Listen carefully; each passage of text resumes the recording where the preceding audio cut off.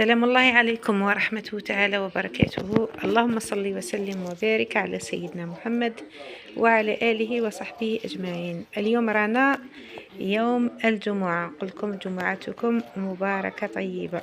شوفوا هاد كيما راكم تشوفوا هنايا، هذه جذور اسمها جذور عريضة، نقدر نقص من فما ونغرس وتنوض مباشرة.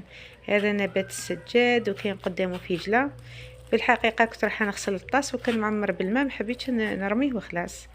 اذا نستفادوا منه صافي، سقيت منه هذا الازهار، ولو اننا في فصل الشتاء يعني الازهار تكون شويه ما تنموش مليح.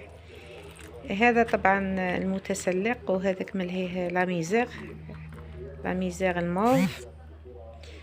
وهذا هنايا راني درتو لوحده زميلتي حبت تدي ازهار، صافي غرست لها كوكتيل كيما راكم تشوفوا. كي ياخذ مليح في التراب يعني تقسموا كل واحد ديروا في البوت تاعو. شوفوا اخواتي، راني نوجد فيه واحد الوصفه جميله جدا تاع الدكتور الفايد، الخاصه بخزان السكر. يعني اللي يكون عنده مخزون السكر طالع بزاف يديروه. هو عباره عن كما نقولوا كوكتيل دايما من عبر تاع حلبة، عبر تاع قزبر. قلت لكم عبر تاع حلبة وعبر تاع قزبر، زدت معهم القليل من القرفة. اللي حب يدير لها ثاني هو للأمانة دار لها عبر تاع خروب. وانا اكتفيت بهذا اكتفيت بهذه 3 مكونات فقط. تقولوا لي متى تؤكل؟ تاكل مغرف بعد الوجبات لمدة 3 أشهر بحول الله. راح الخزان ينخفض ان شاء الله. وثاني لازم لكم مشي ديروها هكاك، لازم ريجيم غذائي. يعني واش نحو الخبز، قلت لكم انا عندي 15 يوم ما كليتش الخبز. نحو العجائن، وثاني نحو الفواكه خاطر فيها سكريات. واش تاكلوا كيما الصباح؟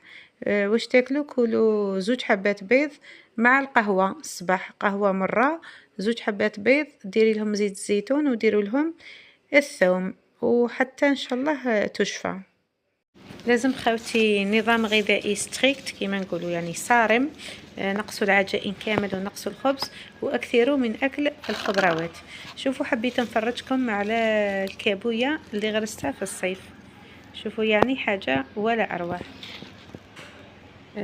واش نقول لكم؟ اكثروا من الصلاه والسلام على سيدنا محمد صلى الله عليه وسلم بنية الفرج. اللهم صل على سيدنا محمد الفاتح لما أغلق والخاتم لما سبق، ناصر الحق بالحق والهادي إلى صراطك المستقيم، وعلى آله حق قدره ومقداره العظيم. والسلام عليكم ورحمة الله تعالى